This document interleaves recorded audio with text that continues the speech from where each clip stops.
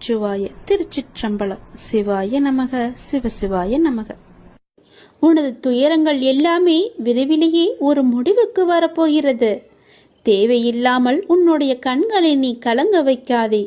மகிழ்ச்சியாக இரு. நான் இருக்கும்போது எதற்காகவும் நீ கலங்கக்கூடாது. என்னை மீறி எதுவும் நடக்கப் போவதும் இல்லை. உன்னை நான் தேர்ந்தெடுத்து நான் வசிக்கும் இடத்திற்கு வரவழைத்தேன். எப்படிப்பட்ட சூழ்நிலையில் நானும் இருப்பேன் உன்னுடன். கலங்காதே.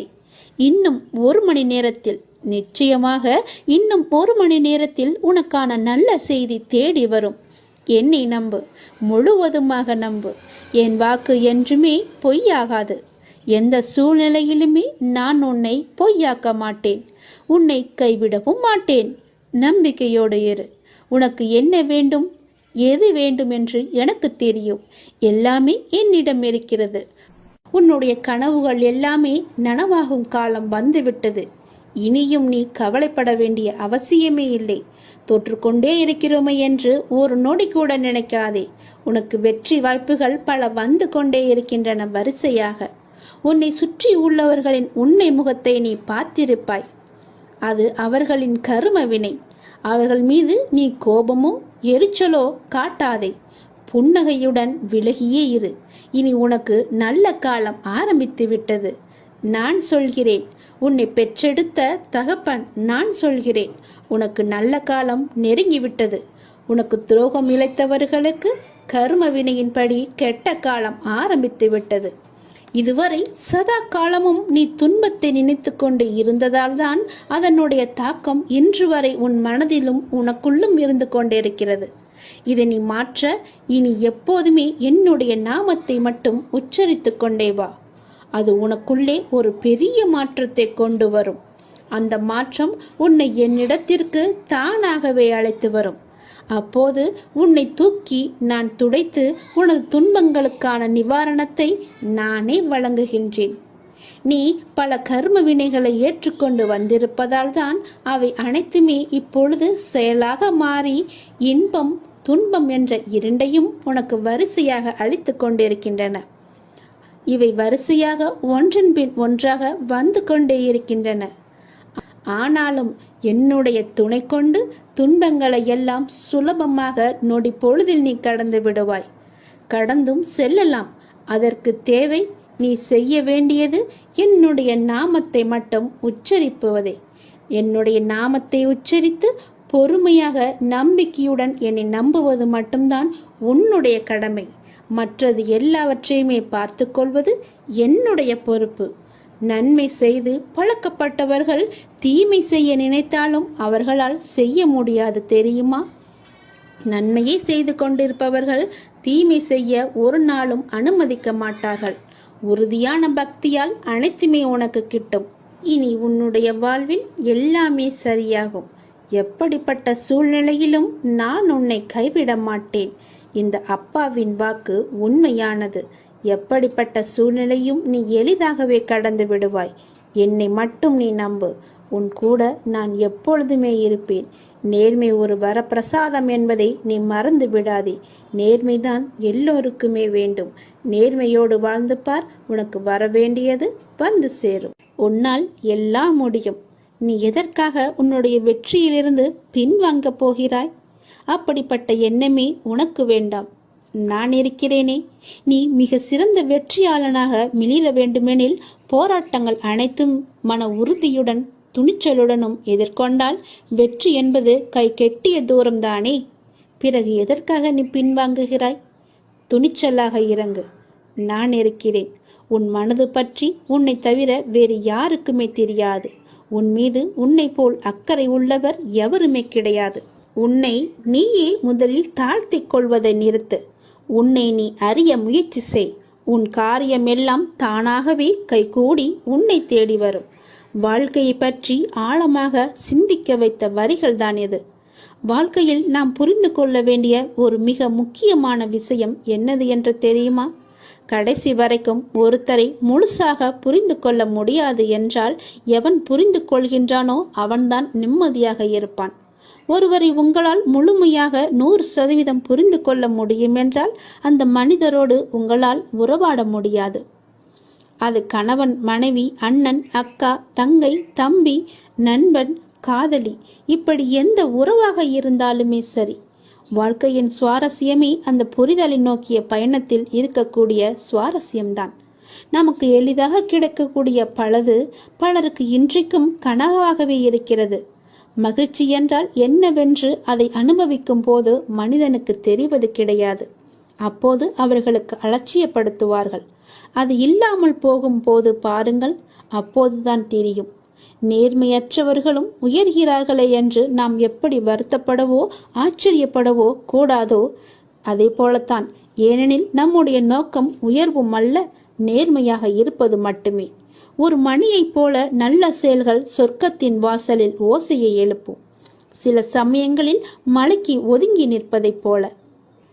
அதுபோலவே சில மனிதர்களிடம் ஒதுங்கி நிற்பதுதான் நம்முடைய வாழ்க்கைக்கு நல்லது. ஒருவரை கண்டால் உங்களுக்கு பிடிக்கவில்லையா? அவர்களிடம் வீணான வாக்குவாதத்தை விட்டு அவர்களிடமிருந்து நீங்கள் ஒதுங்கி வந்து விடுங்கள். அதுதான் உங்கள் வாழ்க்கையை செழுமையாக வைத்துக் கொள்ளும். அவர்கள் எது வேண்டுமானாலும் சொல்லட்டும், எதுவுமே நீங்கள் காதில் போட்டுக் கொள்ளாதீர்கள். கசக்கும் வேப்பங்காய் கூட பழுத்தால் இனிக்கிறது. கடைசி வரை பழுக்காத காயாய் சில மனிதர்கள் இருந்து கொண்டுதான் இருப்பார்கள். அவர்களை நம்மால் திருத்தவே முடியாது. என்ன செய்தாலும் அவர்களால் திருந்தவும் முடியாது. உன் தூய பக்தியினால் மட்டுமே நீ நினைத்தது நிச்சயமாகவே நிறைவேறும்.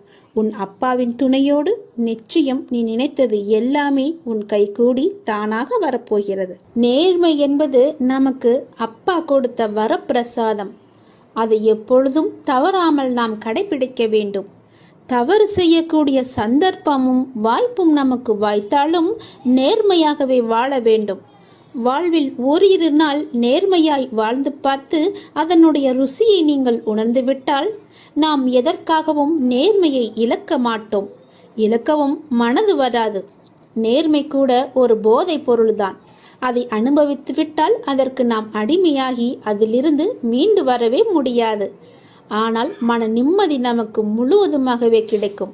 இந்த போதைப் பொருள் கூட ஒரு நல்லதுக்குத்தான், நல்ல போதைப் பொருள்தான். அதனால் நீங்கள் நேர்மையாகவே இருங்கள்.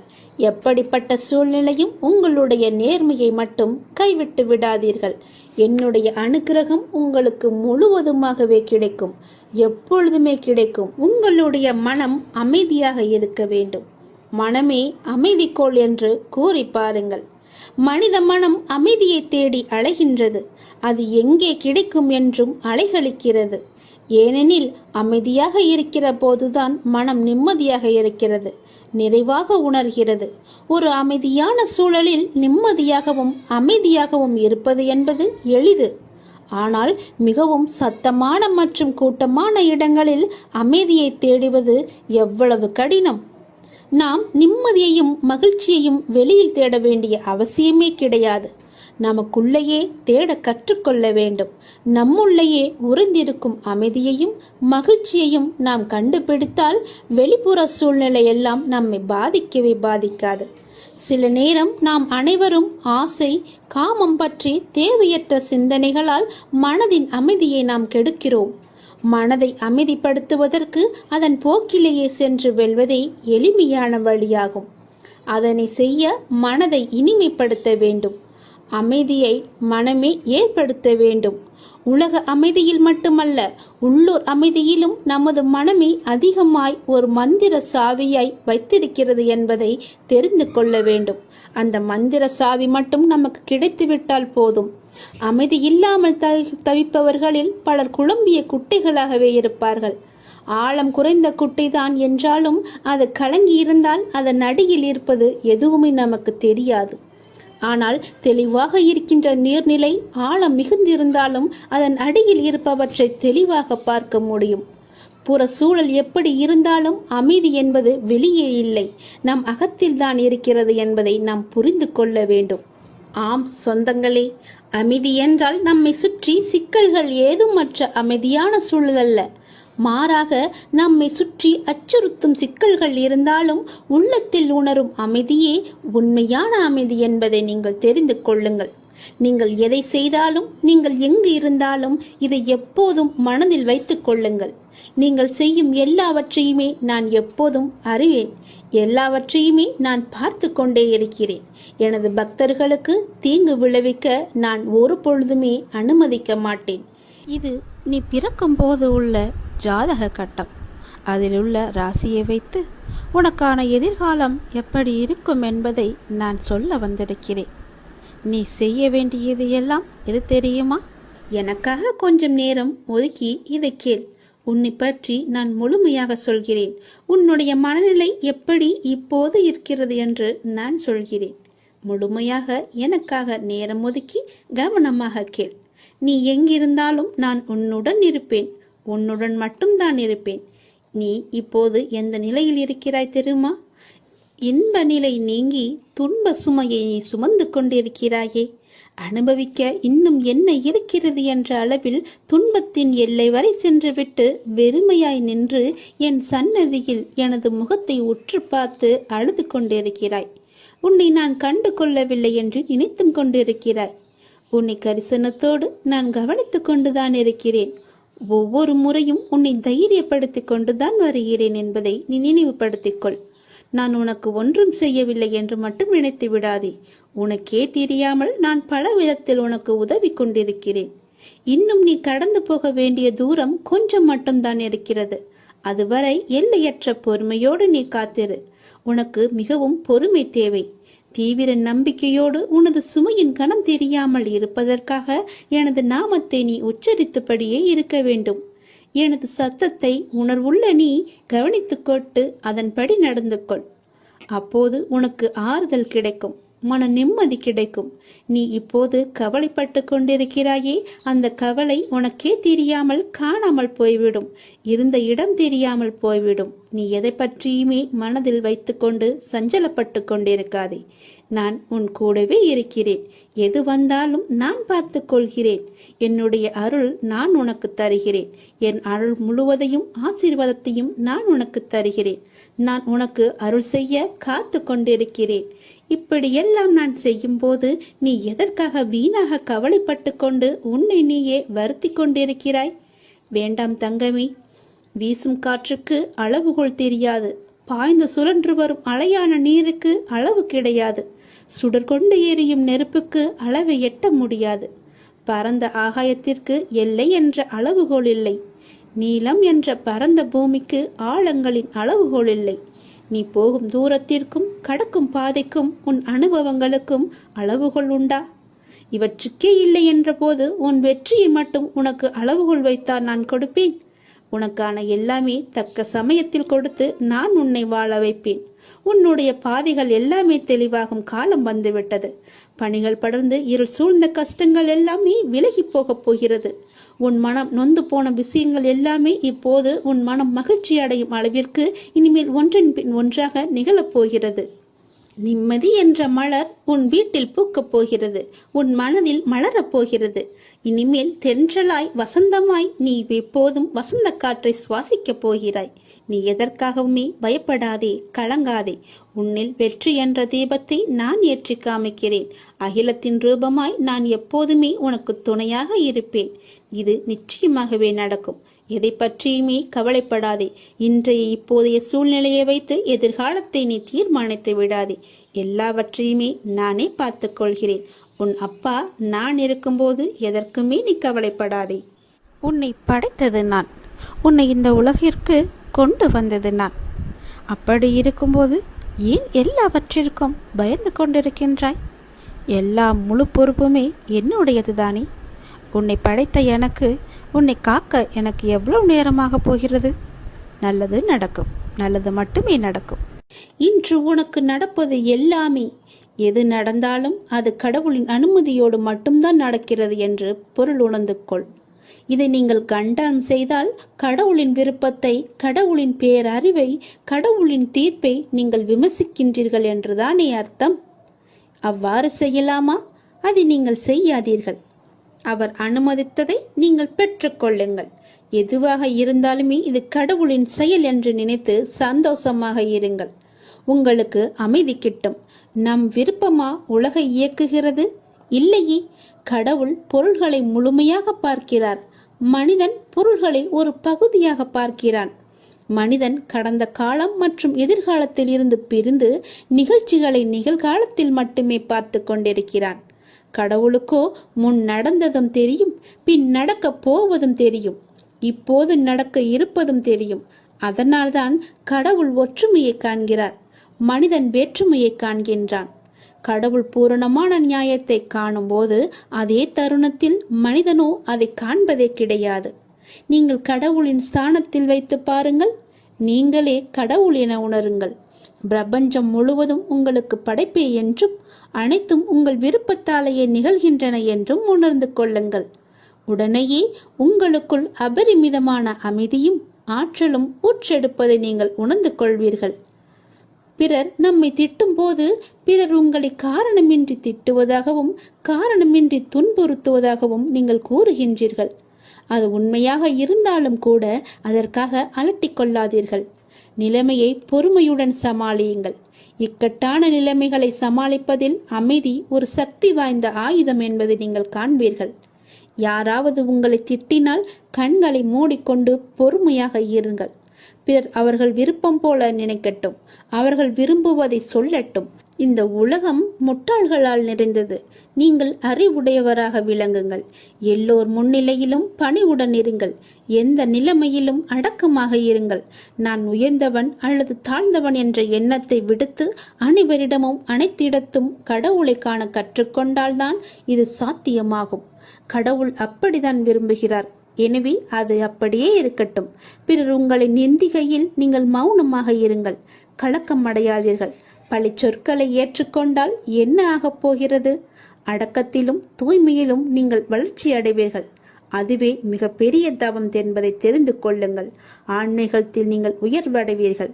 நிச்சயமாகவே யாராவது உங்களை வசிப்பாடினால் அவர்கள் முடிக்கும் வரை என்னுடைய நாமத்தை நீங்கள் ஜபித்துக் கொண்டே இருங்கள். வாய்விட்டு கூறினாலும் சரி, அவர்கள் கூறுவது உங்கள் காதுகளில் விழாது. நீங்கள் செவிடாகி விடுவீர்கள். எப்போதெல்லாம் எங்கெல்லாம் அநீதி தோன்றுகிறதோ அப்போதெல்லாம் அங்கெல்லாம் நான் அவதரிப்பேன். அநீதியை நான் அளிப்பேன். நான் நான் என்று கூறுகிறாயே அர்ஜுனா, நான் என்பது எது? நான் தான் நீ, நீதான் நான். உன்னை இயக்குபவனும் நான் தான் என்பதை நீ தெரிந்து கொள். உனக்கு நடப்பது எல்லாமே என்னால் என்பதை தெரிந்து கொள். உனக்கு நடப்பது எல்லாமே உன்னுடைய நன்மைக்காக நான் செய்கிறேன் என்பதை தெரிந்து கொள். எந்த பொருளையும் தீயிலிட்டால் முதலில் அது கருப்பாக ஆகும். பிறகு இன்னும் அக்னியுடன் போட்டால் நீற்று போகும், சுத்த வெளுப்பாக ஆகிவிடும். அப்புறம் தீயில் போட்டால் அது மாறாது. அதுவே முடிவான நிலை. இப்படி நீற்று போனதே திருநீரு. நீரு பஸ்மம் எனப்படும். ஈஸ்வரன் மகா பஸ்பம். எல்லாம் அழிந்த பின்னும் இவற்றை அழித்துவிட்டு எஞ்சி நிற்கிற அழியாத சத்தியமான மகா பஸ்பம்தான் உதி. அவன் பஸ்மமாக நீற்று வெளுத்து போனதற்கு முந்திய மாறுதல்தான் கருப்பு. அதுதான் கரி. நிலக்கரிதான் இவ்வுலக ஐஸ்வர்யத்தில் இக்காலத்தில் முதலிடம் பெற்றிருக்கிறது தெரியுமா? எதுவும் தோன்றவும் இல்லை, இங்கு எதுவும் இயங்கவும் இல்லை, மறையவும் இல்லை. புற உலக மாயைகளை நீக்கினால் உனக்கு உள்ளது உள்ளதுபடியே இருக்கிறது. உங்கள் விவாதம் மௌனமாகவே இருக்கட்டும். மௌனத்தை விட சிறந்த விவாதம் ஏதுமே இருக்க முடியாது. அவரவர் விரும்பிய பதிலை அவரை பெற்றுக்கொள்ள உங்கள் மௌனமே ஆக சிறந்த விவாதமாக இருக்கட்டும். நீங்கள் அறிந்ததை கொண்டு கடவுளை வழிபடுங்கள். உனது உள்ளத்தில் இருந்து வழிபடுங்கள். வழிபாட்டிற்கு எந்த ஒரு விதிமுறையும் கிடையாது. உன் தாயை எவ்வாறு உனது தேவைக்கு நீ அழைப்பாயோ அதே அன்பும் அக்கறையுடனும் இயல்புடனுமே எனக்கு போதுமானது என்பதை தெரிந்து கொள்ளுங்கள். இந்த அப்பாவை அழைப்பதற்கு எந்த ஒரு சிறந்த வழிமுறை என்பதும் நான் வைத்துக் கொள்ளவில்லை. அன்பாக கூப்பிட்டால் போதும். நான் இருக்க பயம் என்று உன்னை தேடி நான் ஓடோடி வந்து விடுவேன். உன் மனதின் குழப்பத்தையும் உன் வாழ்வின் சரியான பாதைக்குமே நான் இவற்றையெல்லாம் தந்து கொண்டிருக்கிறேன். உன்னை முழு திருப்திப்படுத்தவே நான் இதையெல்லாம் சொல்லிக் கொண்டிருக்கிறேன். உன் மனம் சஞ்சலத்தில் இருக்கும்போது என்னுடைய உதியை எடுத்து பூசிக்கொண்டு இருந்து பார். உன் மனம் தெளிவாகும். உனக்கு மாமருந்தே இதுதான். உன் மனம் உடனடியாகவே தெளிவடைந்துவிடும். உன் பார்வையே உனக்கான வெற்றி என்று தெரிந்து கொள். தன்னுடைய நிலை உணர்ந்து இன்பத் துன்பங்களை சமநிலையில் எதிர்கொண்டு எதிர்பார்ப்பில்லாமல் வாழ்ந்து பாருங்கள். உங்கள் வாழ்வில் எதிர்பார்ப்பு இருந்தால் உங்கள் வாழ்க்கையே நிம்மதி இல்லாமல் போய்விடும். இன்று இப்போது இந்த நொடிதான் நமக்கு உள்ளது என்று சந்தோஷமாக வாழுங்கள். எதிர்பார்ப்பு இன்றி வாழ்ந்து பாருங்கள். நிம்மதி நிலைத்து இருக்கும். உன்னுடைய தூய்மையான பக்தியினால் நீ எல்லாவற்றையுமே பெற்று சந்தோஷமாகவே வாழ்வாய். நீ நினைத்த விஷயங்கள் எல்லாமே சீக்கிரமாகவே உனக்கு கிடைக்கும். நீ சந்தோஷமாகவே இரு. தினசரி 5 நிமிடம் மற்றவர்களுக்காக பிரார்த்தனை செய்யும் பொழுது நம்முடைய எண்ணங்கள் நேர்மறையில் செயல்பட்டு நல்ல மாற்றங்களை நமக்குள்ளே கொண்டு வருகிறது. நாம் நம்முடைய தேவைகளுக்காக எந்த வேண்டுதலும் இல்லாமல் அடுத்தவர்களுக்கு பிரார்த்தனையில் ஈடுபடும் பொழுது நம்முடைய தேவைகள் தானாகவே நிறைவேறிடும். யாராவது உன் கண் முன்னே கஷ்டப்பட்டு கொண்டிருந்தால் அவர்களுக்காக ஒரு 2 நிமிடமாவது அவர்களுக்காக வேண்டிக்கொள். அவர்களுடைய பெயரை என்னிடம் சொல்லிக்கொள். அது போதும். உன்னுடைய வேண்டுதல் தானாகவே நிறைவேறும். காலப்போக்கில் நமக்கு தேவை என்பதே இல்லாமல் நம்முடைய மனம் எப்பொழுதும் ஆழமான அமைதியில் அபரிமிதமான ஆசிகளுடனும் எப்பொழுதும் நிறைவாகவே இருக்கும். இப்படிப்பட்ட பிரார்த்தனையில் ஈடுபட எல்லோருக்குமே வாய்ப்பு அமைவதில்லை. ஆனால் நமக்கு இந்த வாய்ப்பு கொடுக்கப்பட்டிருக்கிறது. அதை நீ முழுமையாகவே பயன்படுத்திக்கொள். இப்படிப்பட்ட பிரார்த்தனையில் ஈடுபட எல்லோருக்குமே வாய்ப்பை நாம் தரமாட்டேன். உனக்கு இந்த வாய்ப்பை நான் கொடுத்திருக்கிறேன். அதனால் இதை நீ பயன்படுத்திக்கொள். எல்லோருக்குமே நன்மையை மட்டுமே செய். நம்மையும் நம்மை சுற்றி உள்ளவர்களையும் உயர்த்த நமக்கான வாய்ப்பு இது என்று எண்ணிக்கொள். இந்த வாய்ப்பை நீ தவறாமல் பயன்படுத்தி நாம் உயர்ந்து நம்மை சார்ந்தவர்களையும் உயர்த்துவோம் என்று எண்ணத்தோடு செயல்பட்டு பார். உனக்கு வேண்டியது எல்லாமே தானாகவே வரும். எந்த தடங்களும் இல்லாமல் உன் கைகளில் வந்து சேரும். உளமாற உன்னுடைய மனதார பிரார்த்தனையில் ஈடுபடும் பொழுது நமது தீய கர்மாக்கள் எல்லாமே குறைந்துவிடும். அபரிமிதமான ஆசீர்வாதங்கள், எல்லா தெய்வங்களின் ஆசீர்வாதங்களும் உனக்கு தானாகவே வந்துவிடும். எப்பொழுதும் நேர்மறையான எண்ணங்களால் உன் மனதை நீ நிரப்பி வைத்துக்கொள். உன் வீட்டையும் நேர்மறையாகவே மாற்றி வைத்துவிடு. நீ பேசுவதும் நேர்மறையாகவே இருக்கட்டும். நீ முழுவதுமாகவே நேர்மறையாகவே மாறிவிடு. எதிர்மறை உனக்குள்ளே வராதபடி செய்து கொள். நேர்மறை இருந்தால் அந்த வீட்டில், அந்த இடத்தில் எதிர்மறைக்கு வேலையே இருக்காது. அடுத்தவர்களுக்கான இந்த 5 நிமிடம் நமக்கான மிக பெரிய ஆசீர்வாதம் என்பதை நீ தெரிந்து கொள்.